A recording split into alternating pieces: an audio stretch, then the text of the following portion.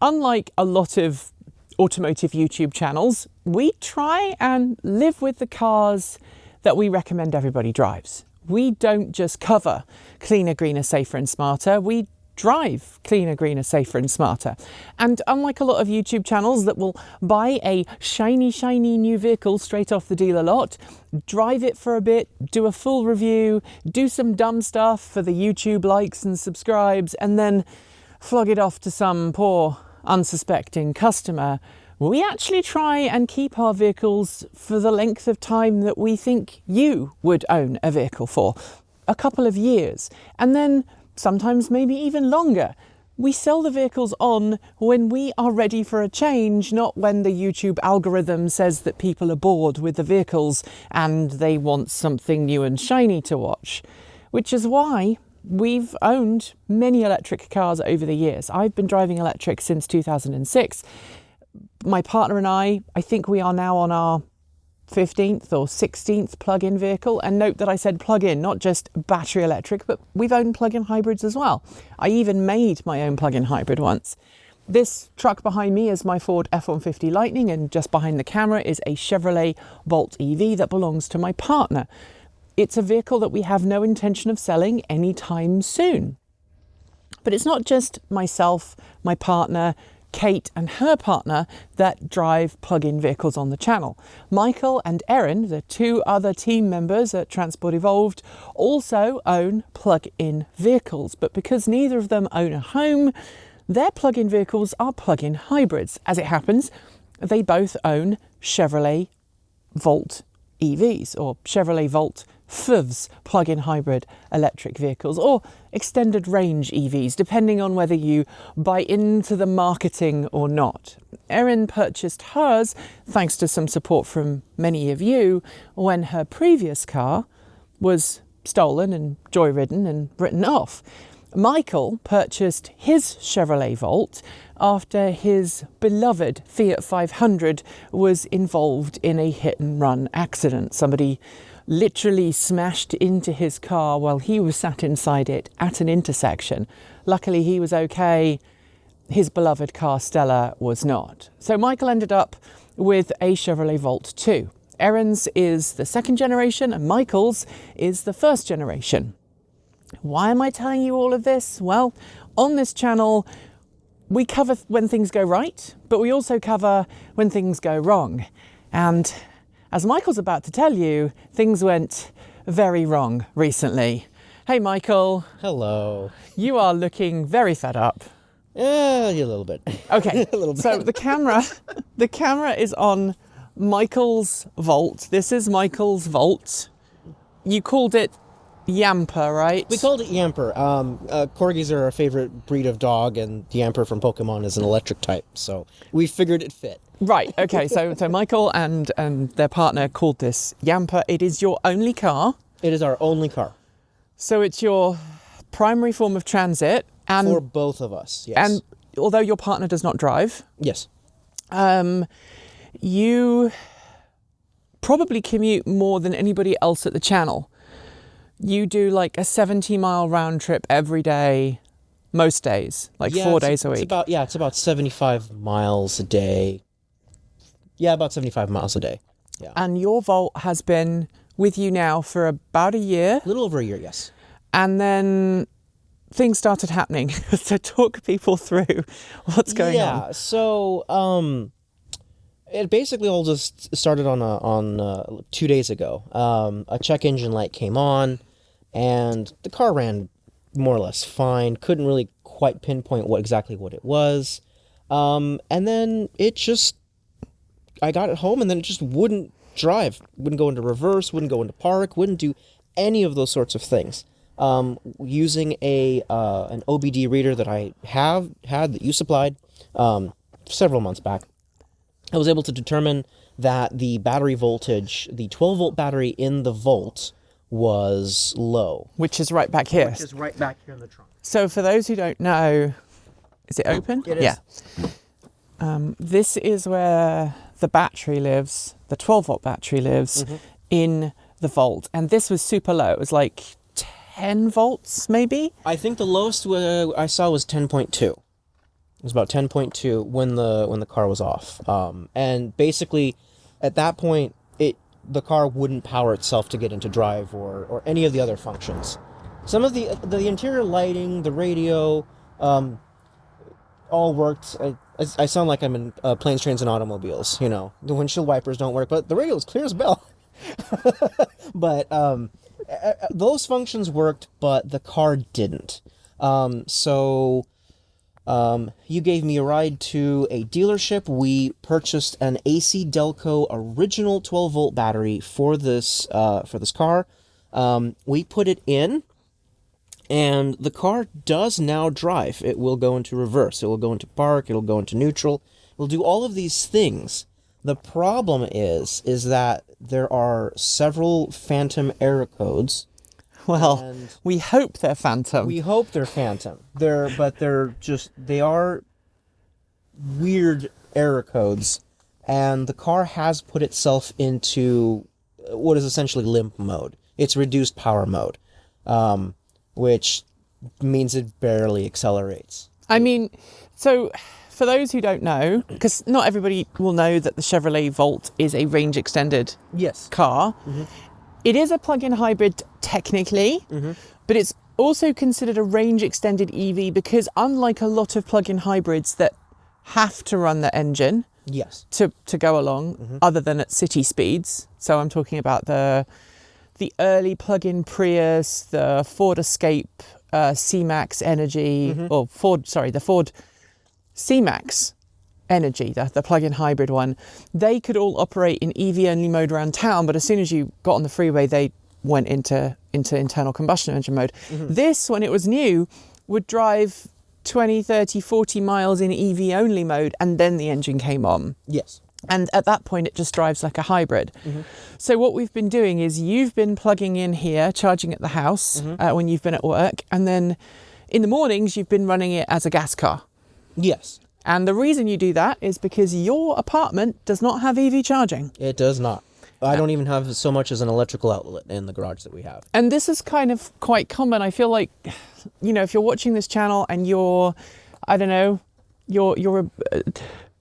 born before 1975, let's just leave it at that, or maybe even 1980. You were born at a point in history where the housing market was still low in terms of price enough that you could get on the housing ladder. Yeah. It's very rare to see sort of late Gen Xers and millennials and younger people your age buying a house and then having a plug-in vehicle as well. Exactly. The cost of housing, especially in the greater Portland area where you live, is ridiculously expensive. It is very expensive. You're paying almost as much for a 800 square foot apartment that I'm paying for a 2,000 square foot house in the country.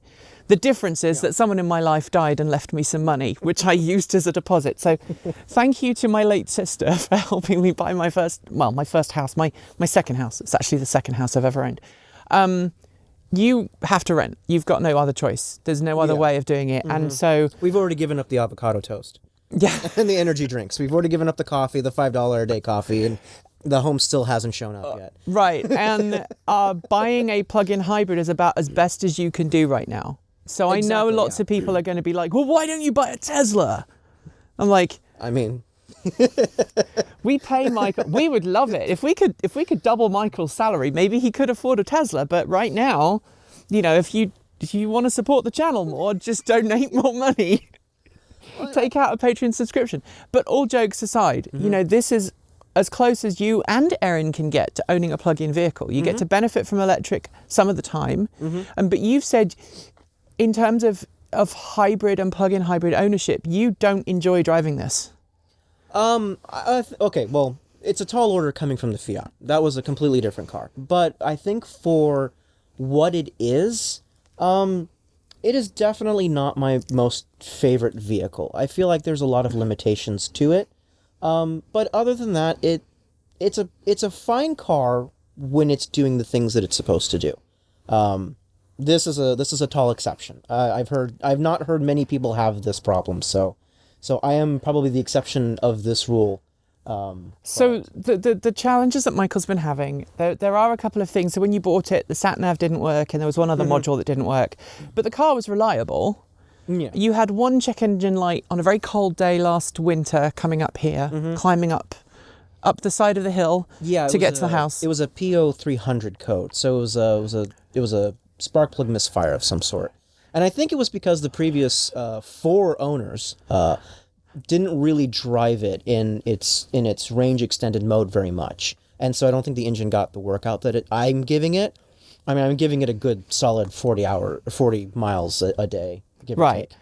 But on Sunday, you started to see Christmas tree lights. The battery, it wouldn't turn on. We replaced the battery yesterday, and we made a video that we were going to post today going, hey, we fixed the volt, yay. And then last night, bad things happened. And basically we ran some errands, got it home, and then it went into reduced power mode, which left the engine running, and it was very difficult to drive at that point.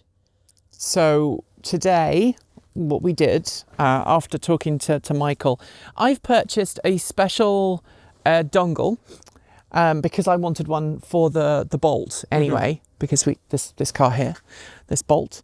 I wanted one for the bolt because the bolt is getting to that age where it's soon going to start throwing random error codes. And so I said, hey, I'm going to buy one of these anyway, so I might as well buy one so we can try and reset what's going on. Now, most cars have onboard diagnostics ports, O, B, D2, and I have to say that slowly because I'm mildly dyslexic. So the OBD2 port normally lets you clear errors that have happened. And as we've covered on this channel before, maybe we'll put a link in the description, 12-volt batteries running low in an EV or a plug-in vehicle are very often the root cause of random, just completely random and inexplicable errors that propagate throughout the car. Normally, you attach your new battery, you run your clear error codes with your dongle, and the car is fine. Yep. What we discovered with this is it latches certain errors, and those errors, in this case, are causing you to have a check engine light on. Why don't we take a look at the errors, or rather at the inside. So this morning, when Michael when I were talking about this, I said, hey, why don't I just come and pick you up and bring the car to the house, because Michael's garage is tiny and he doesn't have any power in it, so trying to dance your way around a car that's misbehaving is kind of tough. But also, I'm going to open this window and shut the door so it doesn't dong. Trying to figure out what's wrong with a car when you don't have really anywhere to work on it is kind of tough. So we actually went over to a U-Haul. I picked up a car transporter and I drove the truck over, and we put this on the back. The reason we put it on the back is so that if you hit the reduced propulsion error, you weren't kind of stuck on a busy road in Portland. Yeah. This is a scan tool. Which app is this? I think this is Torque. It might be Torque. Yep, it's the Torque app, and it shows us these are the volts that is on the battery, and I believe this is the voltage that the car is sending to the battery. So it's still charging up the 12-volt battery. But if you go through here, I don't know if you have the other stuff on here. I think this is all I have for right now. Right, so you can actually get some of the battery information. Now, I have another app that I plugged in to the car earlier, and the app that I have is an app called, I can't remember the name of it now. I think it's called Volt something or other. I'll put a link to it in the description. And it allows you to not only force the car to run its gasoline engine, but also it tells you what the voltage of each cell is in the main traction battery pack. Now, when I plugged that in, when I picked up Michael and his car, there was a 22 millivolt difference between the weakest and the strongest cell. And that's okay. It's not the most ideal. Obviously, the smaller the difference between the different cells, the better balanced the battery pack is. But because there wasn't a huge variance, we know that the battery pack is not damaged. So the error that we're seeing, can you remember that error code, Michael? I can pull up 2 of the 3 that we have gotten. So, show logged faults. So just wait for those to come up. So these are the 2 errors that you've been getting, actually. That's a different one to the one, one I got. Those are 2 of the 3. The third one is a P0606. And so the P1E00 and the P6061, they are both, something's wrong. We don't know what's wrong. Something's wrong. And then this one here is an error relating to a thermistor in the car's battery pack. So if you don't know what a thermistor is an electronic component that converts temperature into resistance. Basically, the resistance of the thermistor changes depending on the temperature. And you can have ones whose resistance goes up when it gets cold, and you have ones whose resistance goes up when it gets hot, or down when it gets cold, or down when it gets hot. And those thermistors are distributed throughout the battery pack. Now, the battery pack in Michael's car runs from about here all the way down to the front, and it's kind of a T shape in the back. And those thermistors are designed to make sure that the battery doesn't overheat or doesn't get too cold. Now, this error, the P091, it was P09AE or something AE like that. or whatever it was, the one we just showed, that says there's a problem with a thermistor in the battery pack. Now, the problem is thermistors are tiny, battery packs are big, and dealerships wouldn't want to drop the battery pack out to fix it. It doesn't mean the car can't be driven, but it does mean that the car gets very confused about how warm the battery pack is or how cold the battery pack is. I believe right now it thinks that one of the portions of the battery pack is like negative some massive number. Yeah. And so therefore it's like, hey, something's wrong. This is really cold. And it is really cold right now. It's below freezing. It is very cold. It was minus 8 degrees Celsius yesterday, which is what which is like 17 degrees Fahrenheit. So it's very cold, certainly for Portland. I know that many of you live in like minus 40 degree temperatures, but for here in Portland, it's pretty cold. And so we did wonder if that was part of it. But when this issue comes into effect, there is a technical service bulletin, or TSB, that Chevrolet has produced that describes this problem perfectly. And it says that you can get it replaced under warranty. However, I found out today that bulletin no longer applies to this vehicle.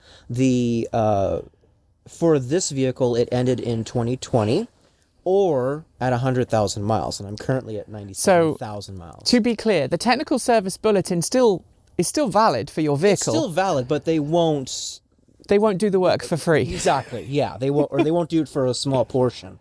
So if that is the problem, you're going to have to pay for that. But there is another potential, and one of the reasons why we're making this video is, like I say, is just to highlight the issues. And I want to be really clear here. We're not saying Chevrolet are bad. We're not saying that this car is bad. It's just that this issue has happened, and part of owning an older vehicle, this car is 11 years old now? 2012? So. Yeah, it's 11 years old. Part of owning a slightly older vehicle that is out of warranty is that things do sometimes go wrong, and you have to figure out how on earth am I going to fix it. So, for example, your Fiat 500 had an issue with its lighting circuit. Yeah, the BCM was failing. The BCM, I was quoted anywhere from $800 to $1,400 for the part alone. And it was one of those parts where you had to go to the dealer and had to have them put it in, because then they had to recode the entire car. And the symptom in that regards for that Fiat was that the headlights would stay on constantly. And so drain the battery. And drain the battery. And so I'm very much MacGyvered an accessory, an external kill switch for a trailer into the system, and I basically just had a standalone headlight switch just for the car. Which worked. Which worked. It obviously wasn't stock, but it did get me by to hopefully one day get that actual service done. And what we decided that, we would do with this car is I would order this special tool. It's a dongle that you can plug into a laptop. You can download some special software that's designed to work on General Motors vehicles. And it allows us to clear basically a latched error code. And I feel like I need to explain them. So normally you can clear codes and just go on your way. But when it's a hybrid or an EV high voltage battery pack, they actually latch those error codes to try and stop you from clearing them. And the reason is, if there's something monumentally wrong with your car, they don't want your car just bursting into flames or whatever. They're trying to cover their asses, basically. Having seen the technical service bulletin for this vehicle, we think it's just a thermistor issue, which if it is, you will have to go to a Chevrolet dealership and have them reprogram your car. But it could also be a 12-volt disconnection error. So when you take an old dead 12-volt battery out and you put a shiny new one in, you can sometimes cause ghosts in the shell, which is what this might be. It might just be a ghost in the shell that we then have to go and clear. So that's why we're getting that extra dongle. You don't feel safe driving this in its current state, because if it enters into low propulsion mode, it might leave you stranded. Yeah. We brought it back here to be able to work on it safely, but also to charge it up, which it has now successfully finished charging, and it's showing 28 miles on the battery. Which is common for the winter months. I'm getting about 28 during the winter months. I get anywhere from 40 to 50 during the summer months, depending on how I drive. But it also shows that the battery pack is fine, which is what I was saying earlier from reading the voltages. Like when the battery was almost fully charged, the difference between the weakest and the strongest cells was millivolts rather than 20 plus millivolts, which is what we had. Yeah. And so I think the battery pack is just fine, but there's something wrong with these thermistors that mean that it thinks there's something wrong, and it's latched this error condition to try and stop you from doing something dangerous. Yeah. So if that is the case, if it is an actual thermistor problem, you're going to have to get it reprogrammed at a local Chevy dealer and hope that they don't charge you an arm and a leg.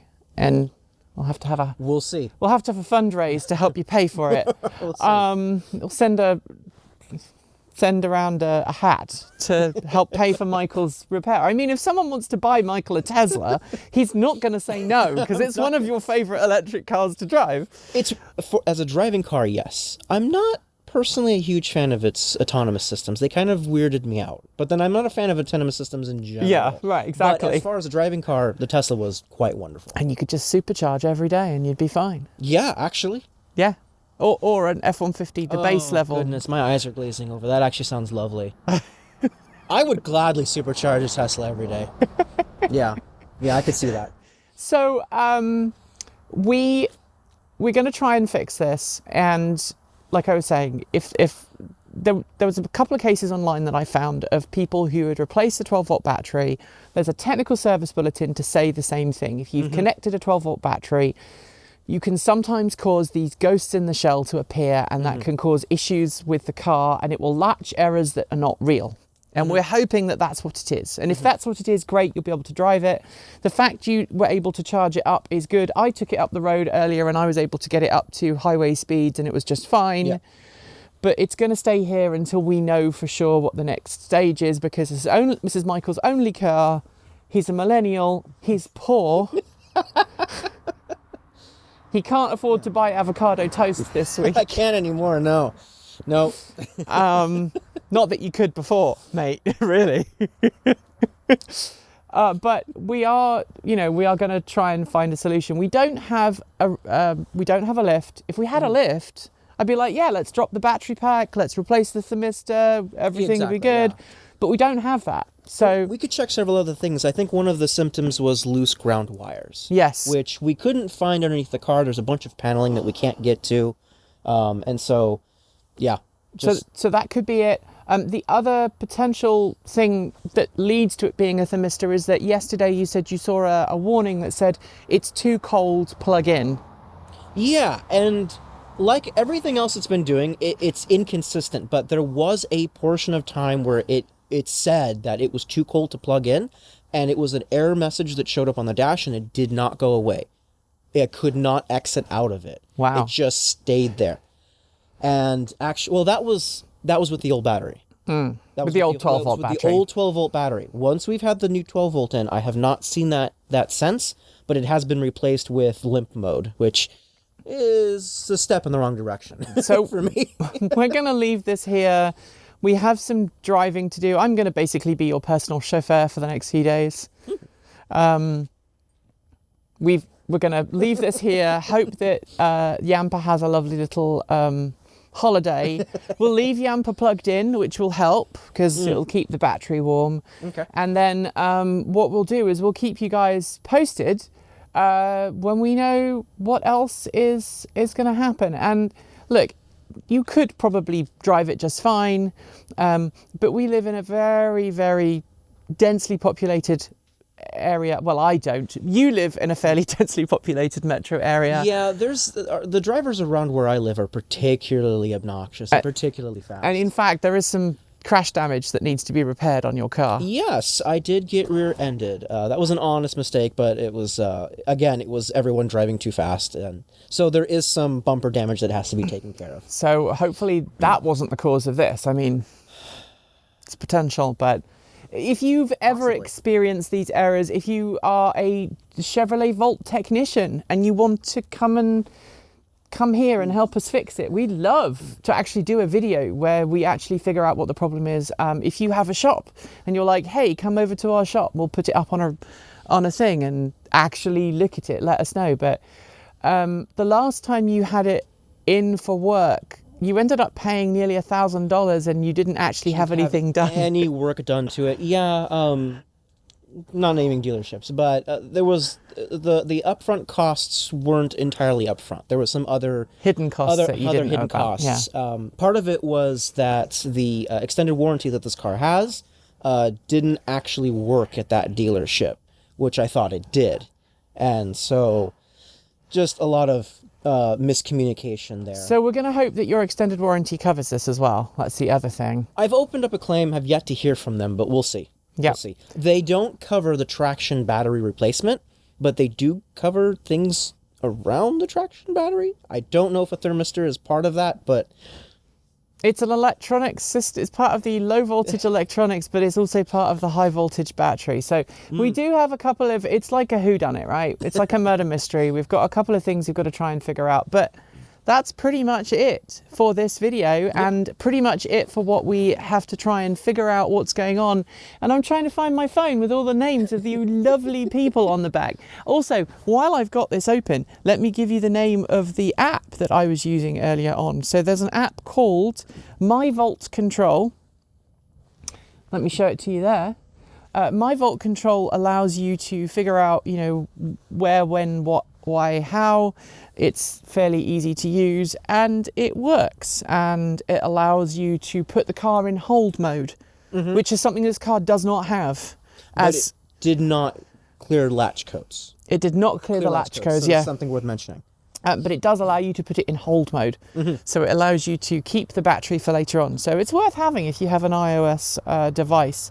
Anyway, that is it for today's video. Thank you for watching. I apologize for the poor video quality. Michael's going to edit this and make it look really beautiful, but there's going to be lots of noise because it's almost dark. But we are done for today's video. If you do want more, make sure to subscribe, hit the bell and follow the links to support us with a YouTube membership or a Patreon subscription. You'll also find links on Ko-fi, Bitcoin and our swag store. And like I say, everything you send our way goes towards helping this channel run and paying people like Michael who need to be paid more so that they can afford to fix their cars. Anyway, scrolling on my right is the list of amazing charged up supporters, and shout outs go out to our self-driving tier supporters: Mike Guida, Tony Moss, Linda Irish, Sean Tucker, Patrick Boyarsky, Paul Nelson, Chris Maxwell, Brian Newton, Michael Goad, Bennett Elder, Andrew Martin, Pedro Moura Pinheiro, Brophy Wolf, Chris and Michael Johnson, Tesla in the Gong, Dan Blair, Peter Dillinger, Gordon C, Stephen O'Donoghue, Carl Hodgson, Anthony Coates, Regine Fellows, Denny Hyde, Chris Asentar and Jim Burness. Finally, out of this world thanks to our top tier supporters. They are Robert Flannery, CPU Freak 101, Andrew Glenn, Anonymous Freak, JP Fagerback, Joe Bresney, John Lyons, Rory Litwin, Kevin Boroughbridge, Dave Kitchen, Aaron Hahn, Laura Reynolds, Marcel Ward, Matthew Drobnak, Paul Conway, Reggie Watts, Will Graylin and... Ian? And Ian, yeah, absolutely, he got it right. We'll be back soon with more content, but until then, from Michael, from myself, keep evolving.